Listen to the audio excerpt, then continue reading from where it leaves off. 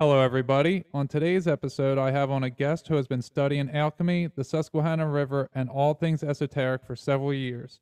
He's been able to show through dates, numbers, and name changes that nothing happens to this area of the earth by coincidence. Everybody, welcome Michael Wann to the show.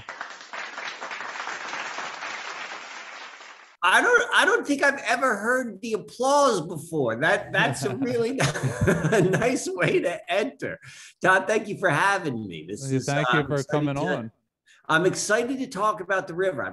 I haven't spoken about the river for some time now, and that's definitely a big grounding place for me. So this should be fun.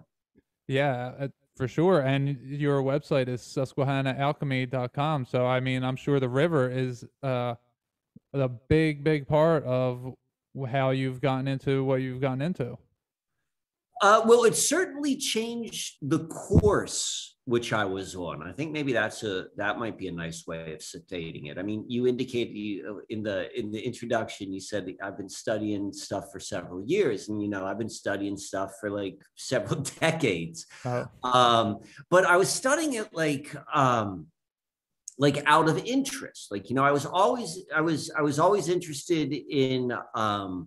Initially, it had to do with like the workings of the subconscious and all things like mysterious / mystic, but then also is grounded in practical reality is possible.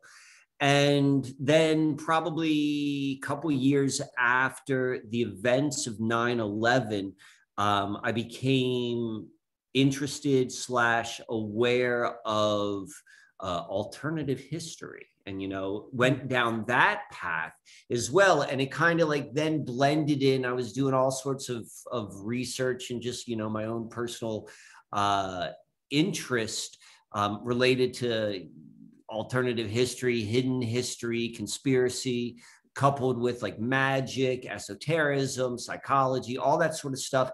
And then probably, I think it was maybe 2016 is when I moved to a small town on the river of the Susquehanna. And, I was aware that there was such a thing as the Susquehanna River. I don't think I necessarily like had a feeling one way or the other, but by moving there and just like a natural curiosity, which, we all have, I just started doing a little bit of research into, well, what is this? What is the history around this location? And that opened up an absolutely huge door of research for me. And it was new research, I think, for a lot of people. Like, it was like definitely bleeding edge as it related to the Susquehanna. But even more interesting, there's one thing to delve into a topic which you find interesting, like ancient Roman history, what have you.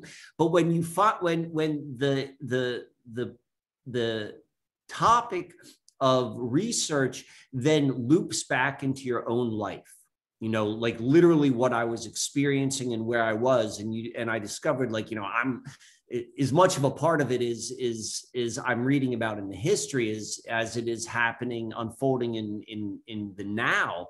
That became something very different for me. And then always been interested in synchronicity and stuff like that to begin with, but then seeing that more and more so and applying it more and more so as like a compass in order to navigate what to do with life, as I was just living my life. And so that all began with the Susquehanna River. And then it became even more, I think, significant once the whole March of 2020 began. And like, that chapter of life on Earth really started. Yeah. Okay. So you said you started researching and it came to be that it was happening to your life what you were researching. So what do you mean by that? All right. Excellent question. Because a lot of times, I'll be quite honest, I mean, I'm a storyteller. I think about that. That's the one, if there's going to be a title, which I'm going to go by, it's going to be a storyteller, but it's both like a breaker of stories and a maker of stories. And so With the Susquehanna, I mean, it all begins with Wikipedia. Like Wikipedia certainly has a lot of limitations, but it also has it's a wonderful research tool, and particularly if you can put it in context of the information which is included and that which is being excluded, and having like that sort of awareness that it isn't necessarily fair and balanced. So I started researching about the Susquehanna River. And when you do that, you quickly come up to a historical document, which is called the John Smith Map of Virginia. And the John Smith Map of Virginia is dated at 1612. So the beginning of the colony system, which eventually became the United States, started with Jamestown, the Jamestown colony. That's where it all began. So like firsts are, particularly when we look at the history which is told to us, because everything which is told to us, in my opinion, should be taken with a grain of salt, but it's still what we work with.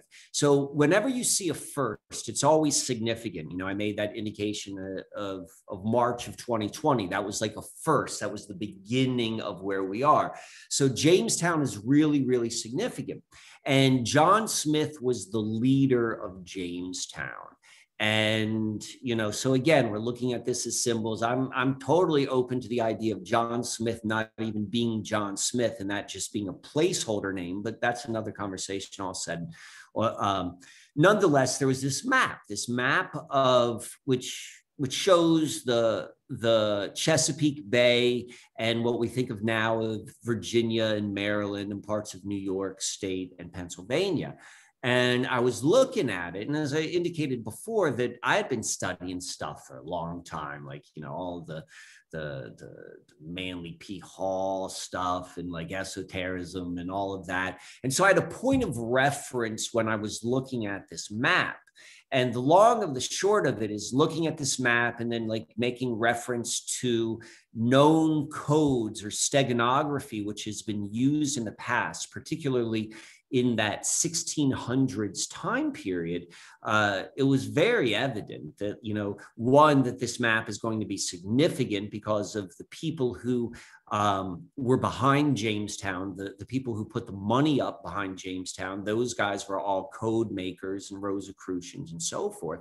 I knew kind of what to look for, and what was the conclusion I drew, which I think is a very, very fair conclusion, was that there was a hidden location embedded in the map, which would make sense. If you're going to hide information in a map, you're going to make it relative to what you're hiding within it. So a map is of an area, so a location is going to be specific. And what that location was, or how it was encoded within the John Smith map, was the Susquehanna River at the 40th parallel.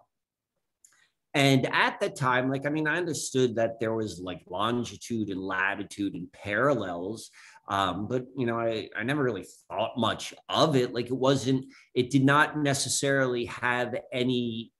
I had not had a need to understand, the different latitudes or parallels on Earth. So I was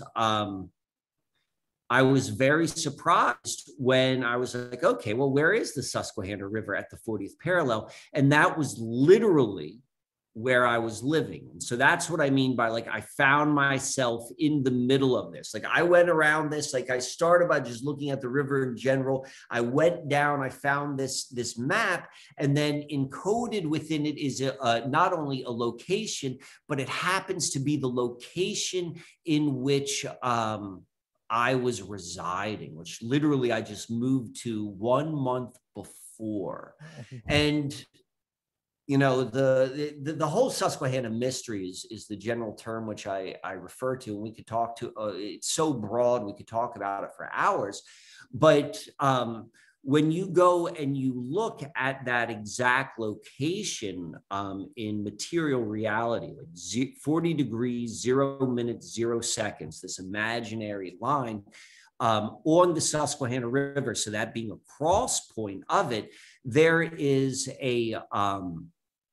there is a public, a county park. There's a park.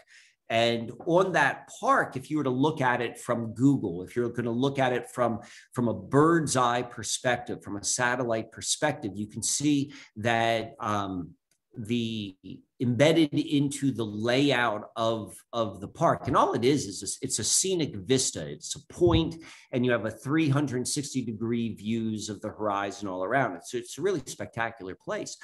But it's in this sun and crescent moon, this traditional alchemical symbol or symbology.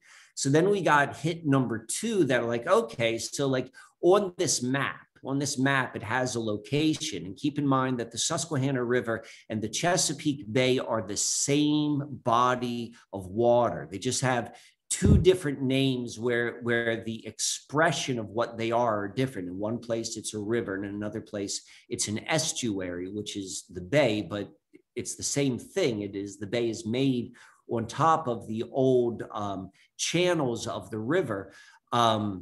On the same, on this body of river, we have this alchemical symbol, and it's all these alchemists which are saying that. So we see that that's like, you know, the confirmation that, yeah, there is something really, really significant in this location, because there's this feedback loop.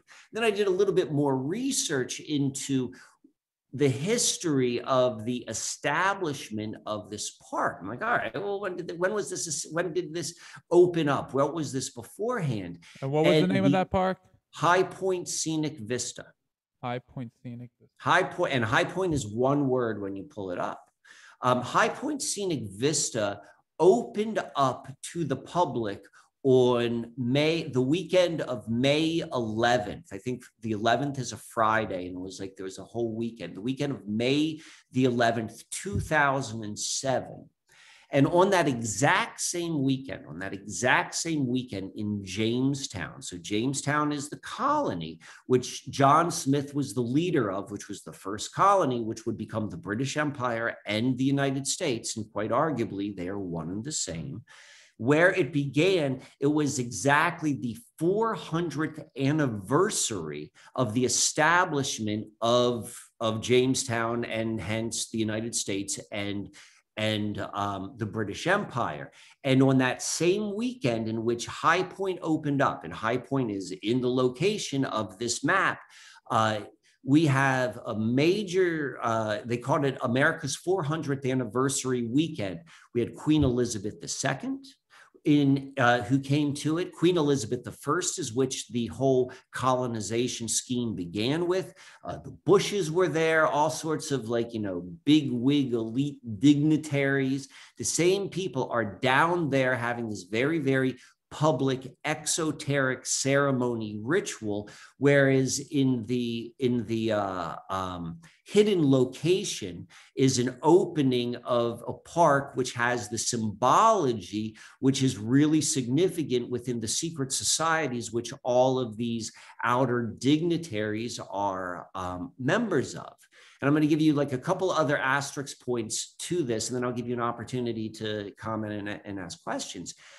Just leading up to this, to the opening of Jamestown, leading up to the opening or the celebration of the 400th anniversary of Jamestown, was the Virginia Tech shootings.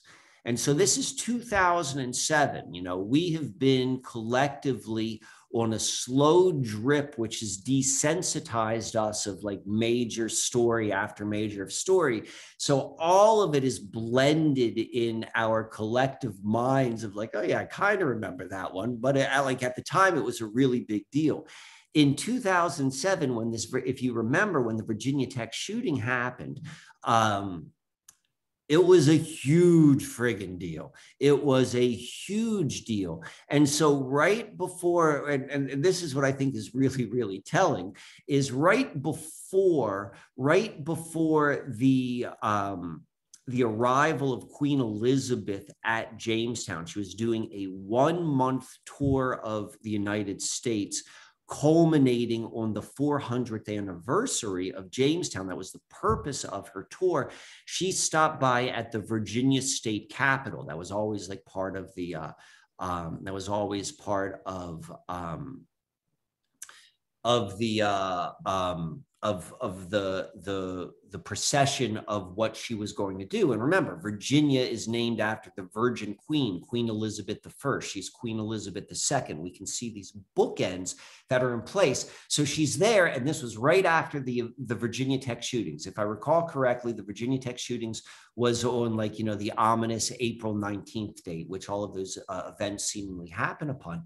And then she shortly after that, Queen Elizabeth was at the Virginia State House, and then they had a representative of someone who was shot, a representative of Virginia Tech, and she was a student who was shot during the shootings at Virginia Tech, but she was not killed.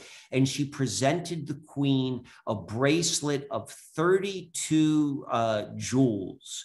It just said they were in the colors of Virginia Tech, which I think are probably like burgundy and orange. So maybe like a citrine and a ruby, who knows?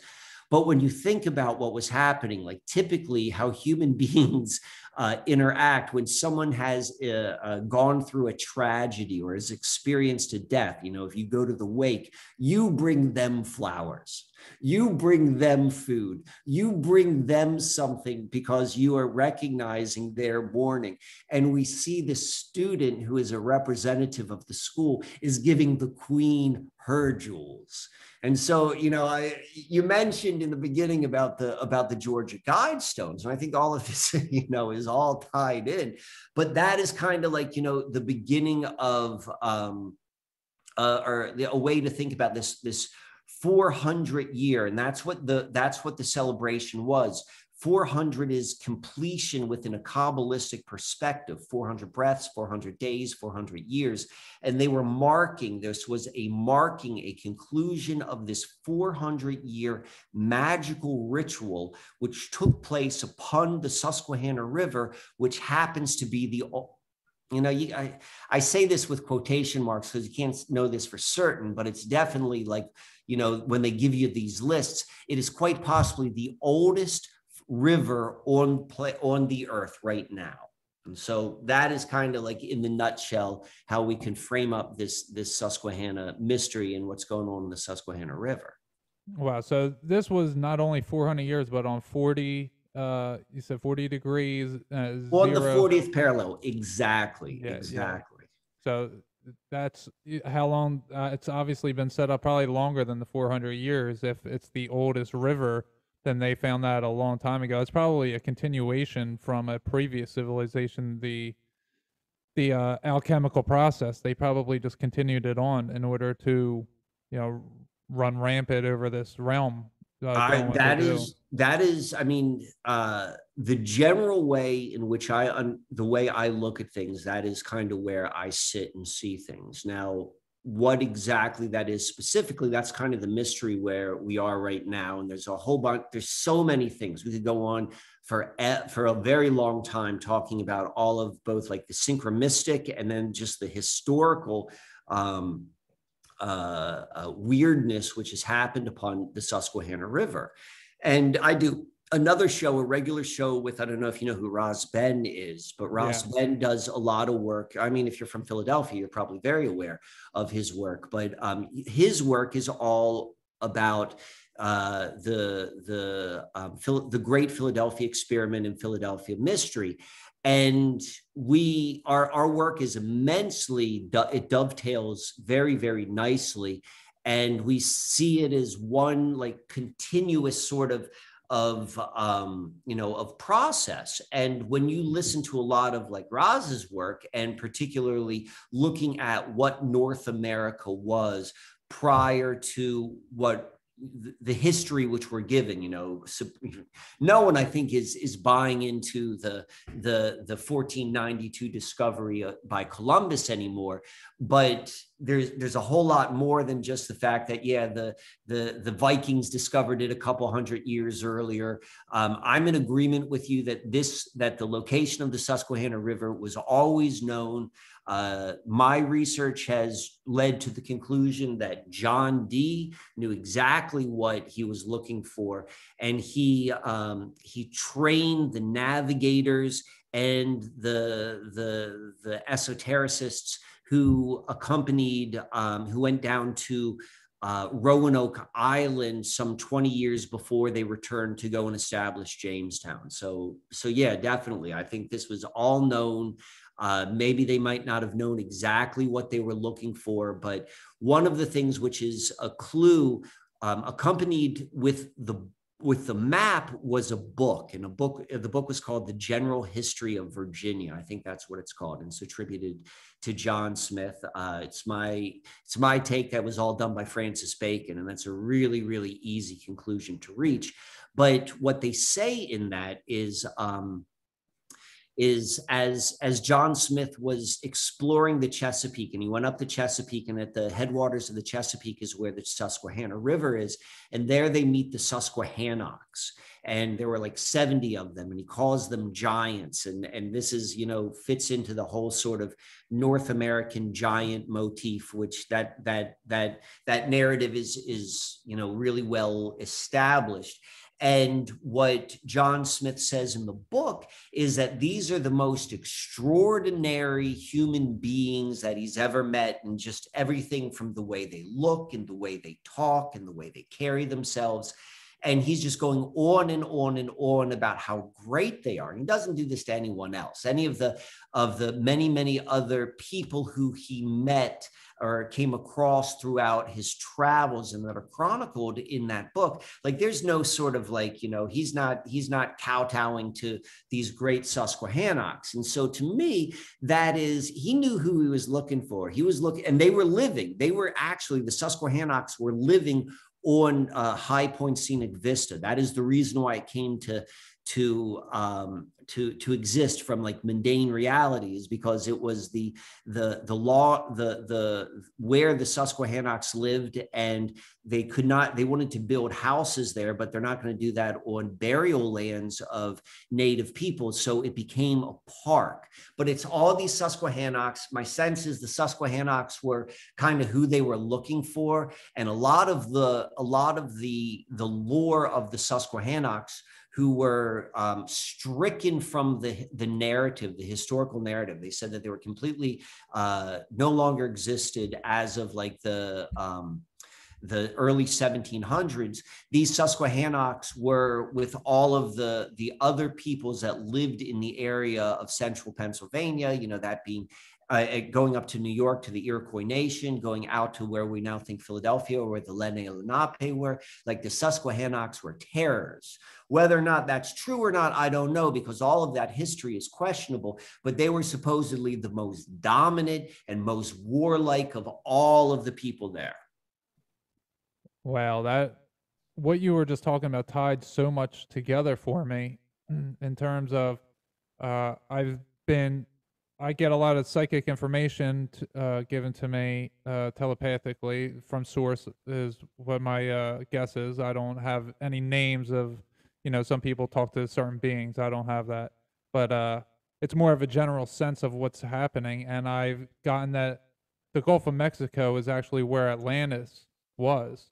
And, Quetzalcoatl came over and he made peace in the South America and North America, and that's why all the sacrifice was to him, because that he was the one who was in charge of the realm, in a sense, and he had soldiers working for him, and they were Native American, not just.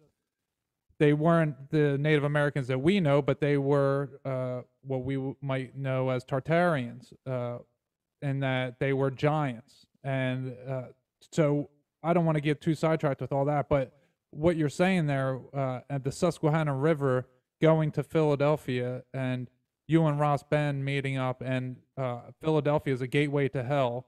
I learned that from Ross Ben, but not only that, but it was 3 days earlier is I got telepathic communication that Philadelphia is one of three on Earth, one of three gateways to hell.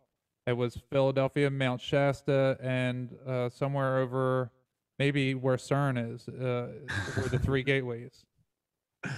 I mean, let's even take a step back and look at where we are right now as a collection of beings living on Earth, and what is unfolding on Earth. This is wild times. And when we begin, or this is my opinion, so you take it for whatever it's worth, but when we try to make sense out of not only what is going on, not only of how did we get here, but I think more importantly is well, what the hell do we do? That is what I think is really, really important. And if we're being honest with ourselves, and being honest isn't always the easiest thing to do. The thing is, we don't know nothing. Not only do we not know our history, we don't even know the bigger picture history. We don't know where we are. We don't know how we got here, anything like that. And so the point I'm trying to make with all of this is we were all born into this system, and part of what this system is done with their manipulation of stories and histories and mysteries and all these things. This is why I say I'm like a storyteller. I break them down and I build them up. Every story breaks down. Every story can be reconfigured, no matter how you want to look at it. But we have to realize we've been born into this confusion. We've been groomed to be part of it, regardless of how I think each person is trying to do the best they can. Even the most diabolical person, the reason why they're diabolical somehow, that they're thinking they're doing the right thing, whether even that's just totally selfish wise, regardless, we were born into this. We're at this really, really big tipping point right now. And my approach is we have to have one, we take on a responsibility of I'm going to use the word karma for lack of a better word, writing or owning our own personal and our own familial and our own cultural and our own genetic karma, because we're all part of this nasty sort of thing. And then secondly, we got to be really, really compassionate, because each one of us is going through this individually. This is this time of reckoning, but then also recognizing yeah, you're working with your shit and I'm working with my shit and everyone's working with their shit, but then also recognizing they're doing it. And so I can't necessarily walk your walk. You can't walk my walk, but we can at least have some compassion for people trying to make sense out of this insane time right now.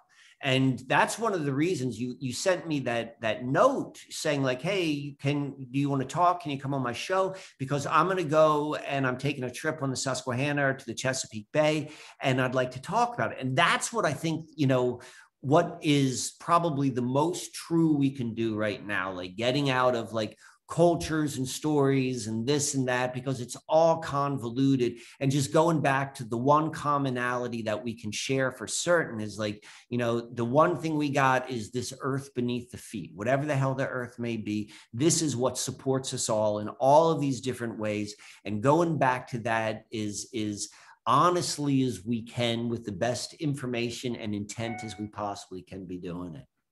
Yeah, that was beautifully said. So getting back to what you were saying when I first messaged you about my trip, now, I want to participate in a little bit of river magic.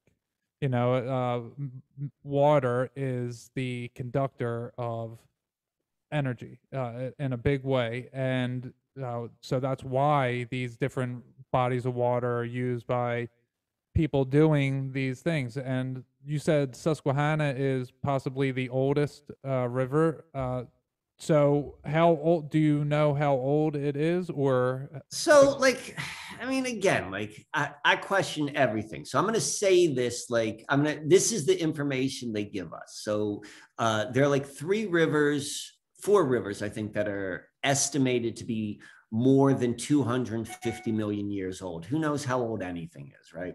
But the Susquehanna is one of them, and all of them have like overlaps of like 50 million years. So the other two are two of the other three of the four. Three of the four are found on the east coast of the United States, and the fourth one is in Australia. The other ones on the East Coast are the New River, which goes through like Virginia and West Virginia, and then the French Broad, which we find through I think Tennessee and North Carolina. So those are all, and I call those three like the sisters, you know, the three sisters. And if we look at the geology, if we look at the topography, just the layout of the rivers, I would say, looking at it from like a mystical lens, that the Susquehanna stands out. It stands out as like, you know, it's not a competition. None of this stuff is a competition. That's part of like of the tricking of our minds to look at things is like, you know, this is the best. I like the Eagles better than the Saints. You know, it's not like that. It's like recognizing what is what. And so the Susquehanna, we see on where it begins is where we find an immensely rare and uncommon type of mineral. It's called a Herkimer diamond, but what it is it's a naturally occurring double terminated water clarity quartz crystal.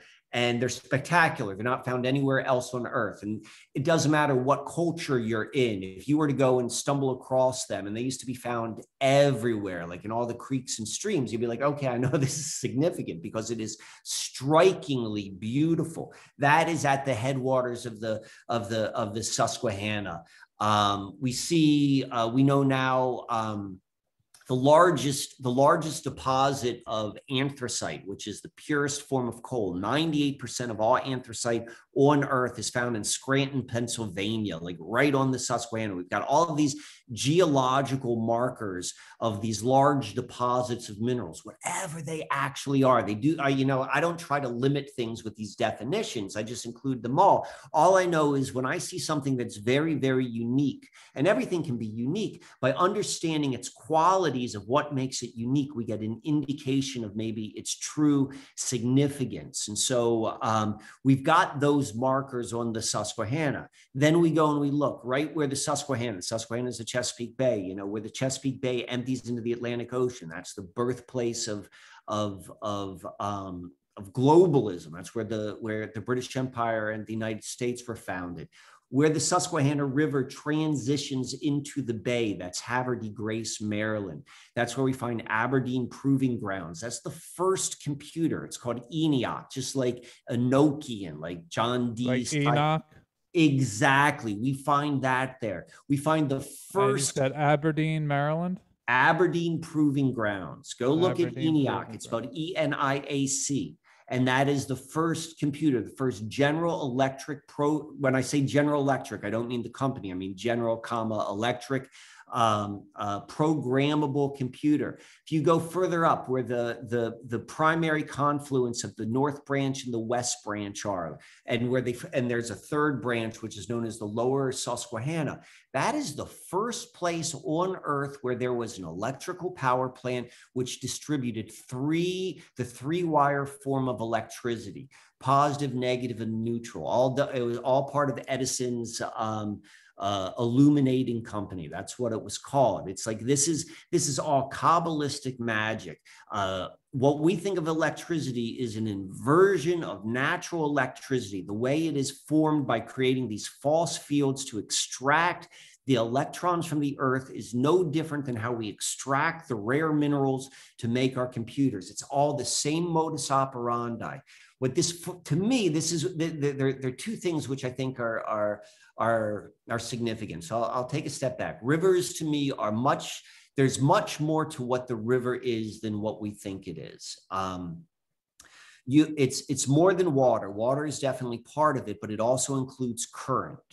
Current is really significant. If you go and you stand in a river or creek and you can feel the water rushing over your feet, but then if you had a bowl in your hand and if you were to lift that bowl, put the bowl in the water you're standing in and then lift it up, you'll see you still have that same substance, but it's not moving because the current's not in it. The current's a thing. It's a friggin' thing. And so that thing, what makes the most sense to me is the living symbol. So what I mean by that, it is this crossover point from the invisible world to the visible world. It is the living symbol of the unfolding of life, the movement of life. So everything what you're saying about like what water is, yes, that's totally true. But moving water is also this thing about like the movement and the unfolding of life. And so when you go and you put a Nokian Magick, you put a Nokian Magick. If you know what a Nokian Magick is, what's the purpose of a Nokian Magick is the ability to control earth spirits. Like go, that's what it is. That's exactly what it is for your bidding. So you go to the oldest current on earth and you lock it down in a 400 year magical ritual. And we could, and it's there's so many elements. We'll go into the mundane if you're interested on how they kept this magical ritual occurring. What they did was they put the firsts there. Remember, I talked about firsts are important. We know this in the Bible. Think whatever you want to think about the Bible, like who wrote it, what it is. There are truths within it. And they talk about the first fruits, and you offer the first of the something of who that you are asking favor for. So they go to the oldest river and they make it go, they hold it in bondage with a Nokian Magick. That's what a Nokian Magick is. And then they offer their first. Oh, we're going to offer globalism here. We're going to offer computer technology. We're going to offer the first of this electrical distribution so that it will happen. It will proliferate throughout Earth. Why would that happen? Because you go on the oldest current, because in the true hierarchies, before we inverted what a hierarchy are, there truly are authentic hierarchies in our realm. Like, a grandmother is the hierarchy within a family line. The oldest, the oldest mother, the oldest father, they hold that hierarchical. There's a truth to that. And so we see that when you go to the oldest current upon the planet, and when you put this magic upon it, and when you go and you have a specific occurrence. So this is what I want you to do. I want you to go make computers be everywhere, and I want you to make electricity be everywhere, and I want you to have our globalism. Remember, they were the best invaders in the world. A lot of people wanted to take over the world, but no one took over the world like the British Empire. I'm not saying that's a good thing. I'm just saying that they were more effective. What did they have going with them? I'm going to suggest this. And so what we're seeing is that's what that 400-year cycle was about. Now that cycle's done. We're in somewhere else. So the good news is that's kind of, you're talking about going back or to the water. What can we do now? We remember. We may not remember everything, but we're willing to remember, and we're willing to rewrite the stories of what we have been told of how things work. And that's going to come from our intuition. That's going to come from our rational mind. It's going to come from all these different things, So I applaud so much when I hear people like you or anyone else who reaches out and says Mike, that story, what you're telling me resonates. I want to go to Susquehanna. Or Mike, that story resonates with me. I want to understand my own water systems and really get beyond all of the cultural stories and go back to a direct relationship on a deeper level with that in which literally supports me, where I stand on the ground, the earth beneath my feet. Wow, you said so much there that was just blowing my mind left and right. I do want to say that same person you were talking about earlier, John D, is the one who summoned these angels that gave him the Enochian language, which was for a long time they thought it was fake because it was so close to the English language that they thought that John D and I forget who with him made up Edward Kelly. Okay, yeah, that they made up this language, and now you bring it full circle with the Enochian computer or the ENIAC computer, and it's just so much of what you just said. I can verbalize it all, but it's just locking in so many different Let me things. give you one more. Let me give you Go one more. ahead. You're going to like this because you talked about the Gulf of Mexico and you talked about Mesoamerica. And so a little bit before the John D time, or around that time, is like, when we're told like Cortez went and just like looted and destroyed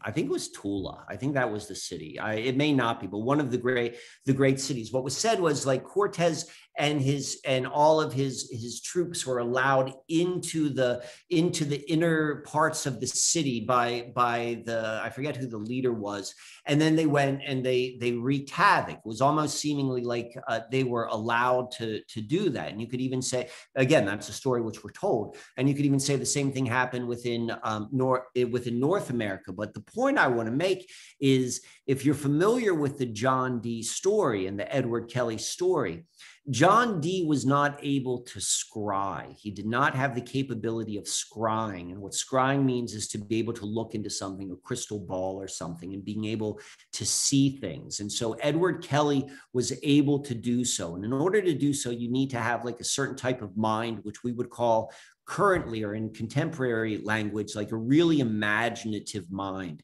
Because if you have a very, very structured, rational mind, you will not be allowed to like see things in something which are not there. And John D had, he was, supposedly a genius man, and his genius was in the rational way. He was a computer. That's why, like, the computer's named after him. But that being said, so he had Edward Kelly as his scryer, because Edward Kelly was, he's got a very questionable reputation right now. Who knows about these guys? But this is the story which they tell us. So Edward Kelly was able to scry. And what did they scry in? They scried in John Dee's, what they call John Dee's Black Mirror, which was a polished piece of obsidian. And it was a polished piece of obsidian which was taken back from Cortez, by Cortez, from when he looted Mesoamerica.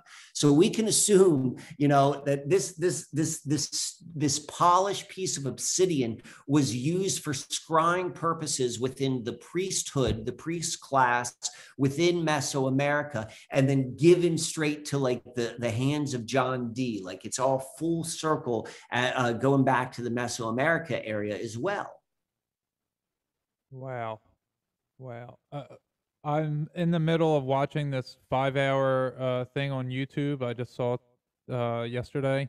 I'm like an hour and a half in. It's about the lost history of the earth, and it's just showing all these cities from the 1860s, 1840s, 1850s, that there's all these massive cities and there's nobody living in them. And I keep hearing about this. There's plasma events that happen, sun events that happen every 200 to 400 years. And there's the Carrington event happened in 1869. So I'm wondering how many people got wiped out in the 1600s to allow this looting to happen, or maybe 1500s, because I don't think that there was looting. If you have studied Tartaria somewhat, Shilaga is right where Chicago is, and then you look at the mud floods in San Francisco is nothing but hills, and it's like it was because the ground, the soil liquefies, and all of our cities are just built on top of other past cities, and then we're lied to about everything. You are so right. Like, when you begin, and like, if you go with like an open mind, but also like a questioning mind, and you look like at all of these, I don't want to say they're some of it's like purposefully conflicting, but a lot of it I think is, and maybe some of it are like red herrings, like purposely to confuse us, but then bedded in that are like real, like friggin' truths. Like, this doesn't make sense. Like, there's so much which we do not understand. I don't know. And and it's like I'm left in, I sit in a mystery. That's why I go back to like, well, what is it that I can really put my grounding in? It's like, what I can see with my own eyes, what I can feel with my own hands, what I can stand on with my own feet. And I'll tell you a little funny anecdote, which is kind of timely. So this past weekend, me and Roz and a bunch of other folks, we went to the Ephrata Cloister, and that's in Lancaster, PA. And if you're familiar with like the Rosicrucian narrative, like after the establishment of the mystics of the Wissahickon, they then went and established the Ephrata Cloister in what's now Ephrata, Pennsylvania. So we're walking around. It's a historical place, and you pay like $10 and you can tour the grounds and so forth. So we go and we walk around, and we walk into the cemetery. It's a pretty big, the overall campus is pretty big. Let's say like, 30, 40 acres, and there are all these like buildings on there, and they've been historically preserved. And then in the middle of it is like an inner sanctuary with another wall, and that's where you see all of the graves. And there's a whole bunch of weird things. We're looking at the graves, and like the lady who gave us the tour, like a lot of the things she said just like did not make sense. It like didn't add up. It was contradictory. But we get there. We get into the cemetery, and the wall is a masonry wall, meaning it was made by stone. It's obviously like old, and it's really well done. Like if you look at like how they made it, like the people who made it, like we're skilled craftspeople. And the wall is probably like 3 feet high. It's a 3-foot high wall. And if you go and you start looking at the bottom of the wall, where the wall meets the earth, in some of the corners, you will see what looks like the top of an arch. Like it's very clearly a top of an arch. You can see like what they call a keystone. That's the highest point of the arch. And then there might be 4 or 5 inch openings underneath these arches, which connect the inside and the outside of this cemetery. And it just doesn't make any sort of sense. It's like, what purpose would this like 3-inch archway be if this was built in the manner which we are meant to see it as? Because this is one of the best ways. This is how you hide in plain sight, is you create a context in which someone looks at something so that when they see it, they only see it in that one way they're supposed to. So like, 9 out of 10 people are not even going to notice it. And then of the ones that do, they're just going to be like, it was probably a reason. Well, the first question, when we pointed out, when we're like talking, we're like, hey, what's this all about? Like the first question is like, how deep do you think this goes? What is the real floor of this? Is this the top of an archway, which is like, 30 feet high or 10 feet high? And we're just standing on 10 feet of mud. And so I think that was a very logical question or possibility. And it goes to your point of like what you're saying about like Chicago and all of the Tartarian stories is like, what are with these buried cities, both the ancient ones, and the ones which are apparently much supposedly more frequent within our history. I mean, and I'll even say this, I'm going to add this. I told you that 400-year story on the Susquehanna. That's just all the stories which are told to us in history books. Like all of that could be made up. And this is the beauty of how, I say beauty with quotation marks. This is how it works. Is like it becomes a secondary reality. If enough people really believe something to be true, it becomes true. We can see that firsthand right now. If you are questioning any sort of the narrative which is being sold to all people across America of something which is going across, or not America, the population of Earth, if you're questioning it and you're like, I don't think this is what's happening, it doesn't matter. It's happened. Because enough people have made it to be their reality that it becomes their behaviors. And so this is how even like stories which could be completely made up eventually become truth. And they become people like they bring that into reality. And so if we're being honest with ourselves and we're saying like, what is true and what is not true, we got to work with the history, and it's the best we got. But the most important thing we have is like, what we see with our own eyes and our own feet and what we can touch with our own hands. So it's like, here's another one of those Masonic statements, but there's a truth to it. In the land of the blind, the one-eyed man is king. It's like, we may not see everything, but like, if we could see a little bit more, like it gives us, a little bit more insight than people who are totally blind. Yeah, well, y- when you were just talking about the archways, that's literally what I was just watching before we connected here. And the archways, the guy in the video is saying, he's showing you how the archways are magnets, that they are the U-shaped magnet, Wow. and they're right next to cathedrals and these large grand mosques, and they all have crosses or and he's saying none of that's true, that these are actually just storage houses for energy that would be spread out through the ether, and they would be conducted through these copper and golden tops. They're all pointed, and that he's saying these are energy warehouses, which I still think people would go there because then you get energized, or you create more energy by going there and celebrating God or whatever. Uh, Exactly. Exactly. yeah, So I mean, everything's an inversion. I made yeah, reference really quickly about how we create electricity right now is an inversion. mm-hmm, Like, and so there's a and what is it an inversion of? Something which is in harmony with the greater environment which you are in. So I mean, I can't demonstrate, but it makes perfect sense to me.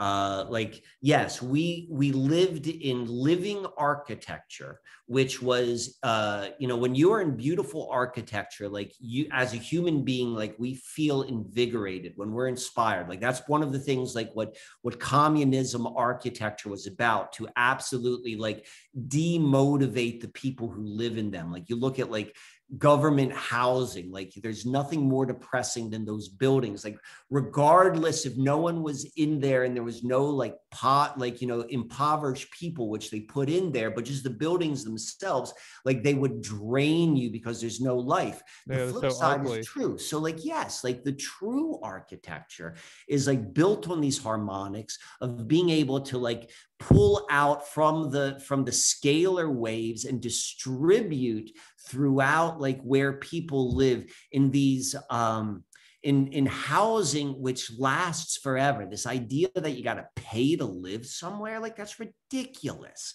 And so it's like that, it's like they've stolen those stories away from us. We can't even, the typical person can't even imagine what a reality would be like. They're either like, oh, I'm going to live like as a hunter gatherer stone age person, or I have to live like this, or in some sort of like tech super world. Like, no, there are other ideas that haven't even been introduced, where we lived in harmony, where we lived together, where we lived in beauty with architecture, using technologies which were not destructive, things which were like feeding, where there were positive feedback loops into the environment.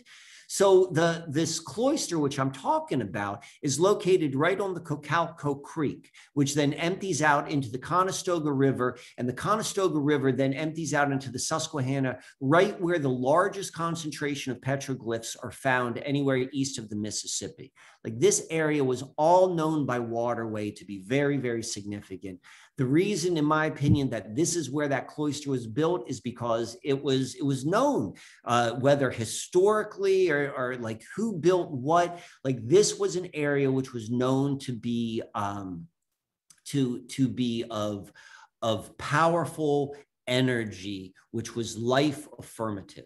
And going back to the mindset of like what Nokian magic is about, is it is about domination. And this is part of all of this like Baal worship. It's about dominating other human beings, dominating the environment, being able to do what you want regardless of its effects. And so it's we can do all of those things are also possible, or like a lot of the qualities in which we see in this dominative world can also be expressed in a harmonious way, where we're not like competing with one another, but we're cooperative with each other, the environment, with everything. Yeah. Yeah. I mean, I think that once you hit that stage, that we might not we that might be the ascension type process. I'm starting to think right now that talking to you with all this information you're saying about the 400 years, I'm starting to think that they're doing rituals in order to stay here. That there's often a period of time where civilizations just vanish because they, uh, for whatever reason, they advance out of here, and that there's the people who are running this place are purposely staying down here, purposely doing things in order to keep them low vibrational enough to stay down here so that they can be God over a certain section of people, and that they just keep repopulating the earth. Like I was saying, with these empty houses all over in the 1860s and maybe in the 1600s as well, maybe they're just repopulating the earth by pushing out kids somehow, and telling the kids, you get this house, go choose whatever you want, and then once it hits a certain extent, then all of a sudden everybody starts to be born into a world where, oh, this person owns this house, but they pay the bank to get it, and it's like their houses already existed there. Nobody built them. They already existed. And now somebody's just telling everybody, oh, they're my houses. You have to pay me for it. You have to work for me in order to do this. And they keep everything out of scarcity. So I think what's happening right now might have happened, might happen very often in our history, but it's so distorted and inverted that we think that, whatever people think, there's so many different versions of the mainstream truth. Even, like the Bible says only 6,000 years ago people were started, but then there's evidence of people being here 250,000 years ago or 350,000. So nothing. And then maybe Jesus wasn't 2,000 years ago, because in the year 300 all of a sudden all these pagans in Rome become Christians. And maybe that happened when Jesus rose at the same exact time, not 300 years to the day later, So we know so little. Yeah. I mean, about what a lot of the stuff you said makes sense to me. And when I say that is like, I know that every story can deconstruct and can be rebuilt. And there's a point where you have to decide as an individual. It's like, it's all a mystery. And if I choose to have a story, and I like having stories, we're story beings, at least I know that I'm choosing this. And I'm choosing this based upon this reason, whether it's like deductive reasoning or it's like for no other better reason than this is what I want to believe because this is what makes me feel good on the inside. It's like when I hear you say a lot of those things, like that makes sense to me. I think that there is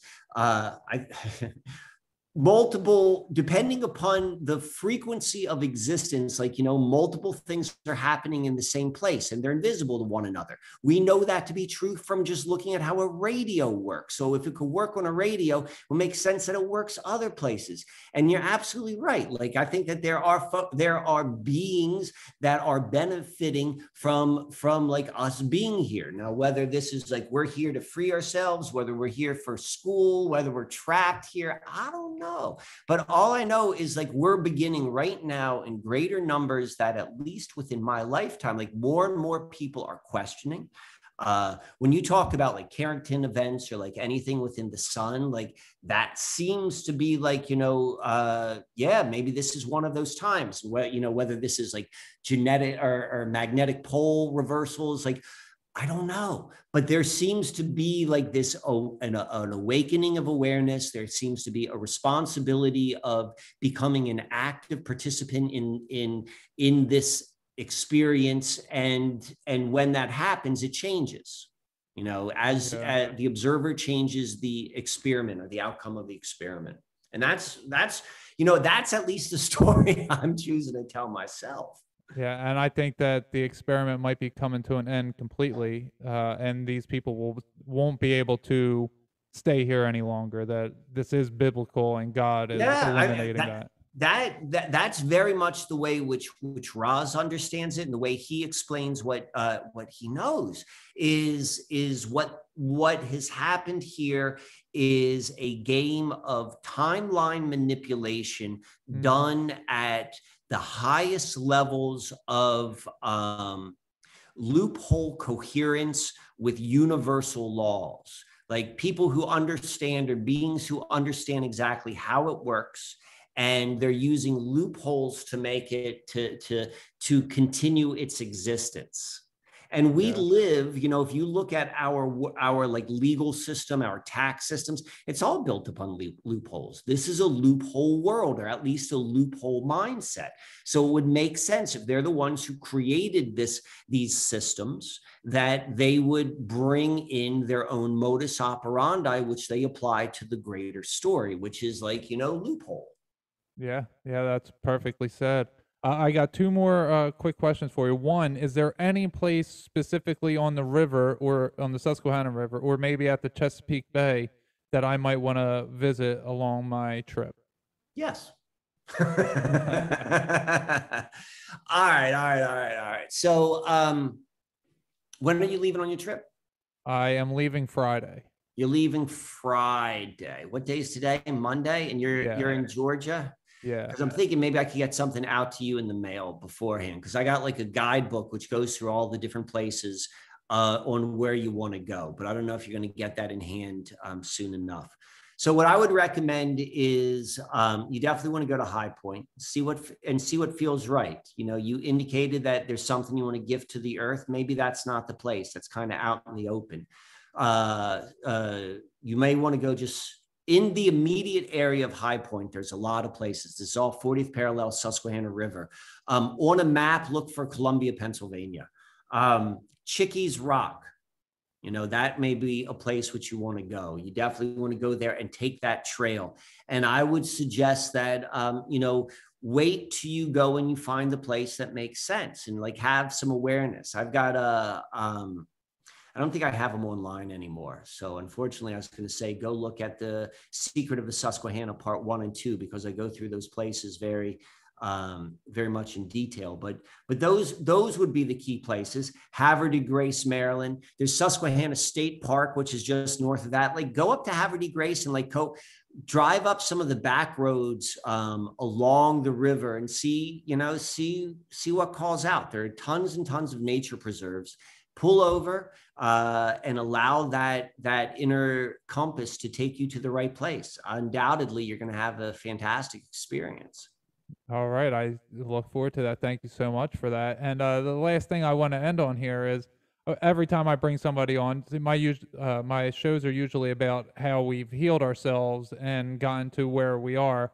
But you know, with time constraints today, we're not going to be able to get there. But you seem like a very intelligent person, a very healed person who's been studying alchemy and consciousness for a long time. So I like to ask everybody that comes on, what is one thing or several things that you like to do to ground yourself, and what do you like to do to relax in this craziness of a world that we're in?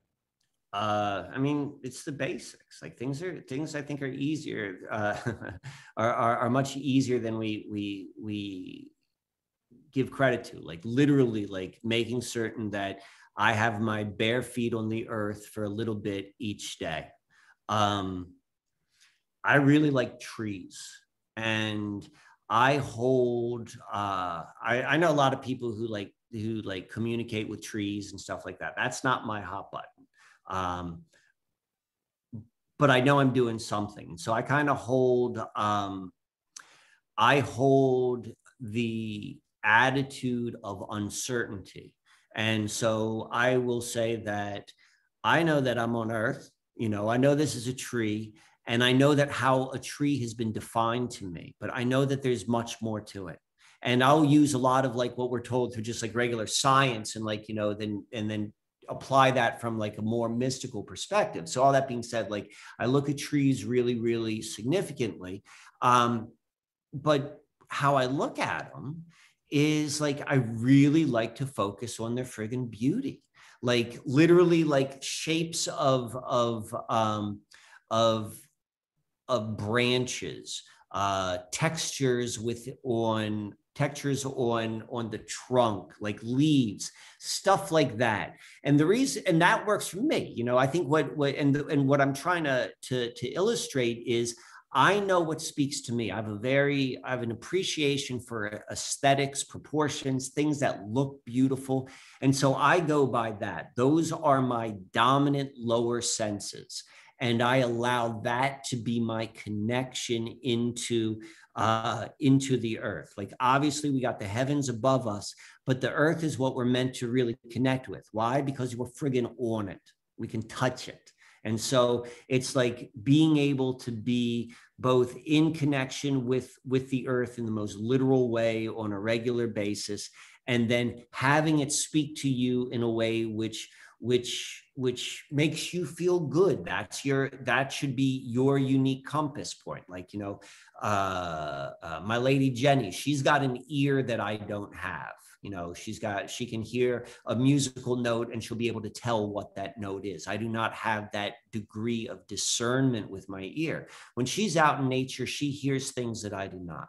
That's her hot button. So whatever like your hot button is, like, that is your entrance way into this grounding. And what I think is really important is it's a feedback loop. So much of where we are right now has severed our feedback loop with that in which we are experiencing life on the earth. As much as like, you don't go to the bathroom on the earth anymore. That was like the most literal feedback loop which you could possibly have. But anytime you can, you want to do that. And then also like any way which you can have like a feeling-based connection with the environment, not just being like awestruck in like, oh my God, that was a once in a lifetime amazing sunset, but on the day-to-day, like whatever you're around, like being able to find the beauty which truly speaks to you, and that we create that feedback loop back to the earth. Wow. That would be like the best thing which we can do. Be kind to yourself, be kind to other people. Wow, that's beautiful. And I love how you're telling everyone tap into yourselves and you'll find your way, your inner compass, when you start tapping into yourself. I mean, that's perfectly said. As soon as we start putting people up on pedestals, as soon as you start thinking like we want to learn from other people. So we definitely want to learn from other people. But like, it's really important to me that I'm always like, listen, I don't got no answers. I'm trying to figure this out as much as everyone else. And like the ultimate teacher is always ourselves, because part of like that outsourcing our own teaching and our own wisdom is that this is one of the ways which got us into this situation to begin with. Yeah. Yeah. That's a perfect way to end this. Do you have any final words that you want to say to the audience? It's be prepared for anything, right? And just keep on like moving forward. I would say this would be my final words. Begin to envision a future they have not told us about. And when you realize that and try to see if you can catch yourself in a story which has been told to you through fiction or through movies, and see if you can come up with a different one. Okay. And do you want to let them know where they can find you at? You could go to susquehannaalchemy.com. And you could find like, the different services which I do and like certain things which I sell. You go to YouTube, you could see videos which I put out. I put out material probably once a week, usually with another person, or you could go to subscribe, start Susquehanna Alchemy, or support me there. Any of those places will work. All right, it's perfect. And I will have all the links in the description. And I want to thank you so much for coming on. It was an honor to have you and to learn from you. And, thank you for gracing us with your knowledge about all the stuff that we talked about. Well, the feeling is mutual. Thank you for having me. Thank you for the folks who listened. All right. And I'm going to stop the recording here. All right, everybody. We will talk to you later. Bye.